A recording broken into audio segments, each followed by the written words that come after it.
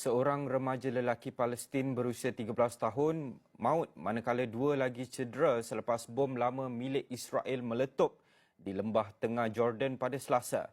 Menurut agensi berita rasmi Palestin, Wafa, kejadian berlaku di kawasan Farush Beit Dajan berhampiran bandar Jiflik yang juga sebuah wilayah yang diduduki secara haram penduduk Israel. Datuk Bandar Ahmad Gawan Meh turut mengesahkan bahawa letupan itu berpunca daripada peluru atau bahan letupan yang ditinggalkan tentera Israel. Susulan dari letupan tersebut, pasukan Israel menutup kawasan kejadian dan menghalang penduduk daripada mendekatinya. Dalam pada itu, Persatuan Bulan Sabit Merah Palestin dalam satu kenyataan berkata pihaknya menerima mayat seorang remaja daripada tentera Israel. Mereka menggambarkan insiden sebagai insiden letupan periuk api di sebuah bekas kem tentera.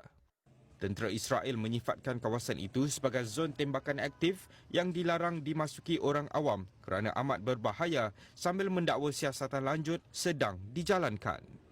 Israel turut menandakan kawasan luas di lembah itu sebagai zon latihan ketenteraan sekaligus menghadkan pergerakan serta akses penduduk Palestin.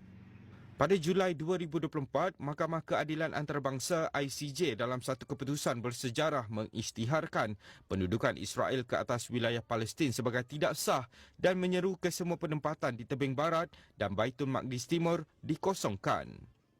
Namun ketegangan di tebing barat meningkat sejak Israel melancarkan operasi ketenteraan di Gaza pada 8 Oktober 2023 dengan Palestin melihat siri pembunuhan, penahanan, pengusiran dan peluasan penempatan Israel sebagai usaha menuju penguasaan penuh secara rasmi ke atas wilayah tersebut.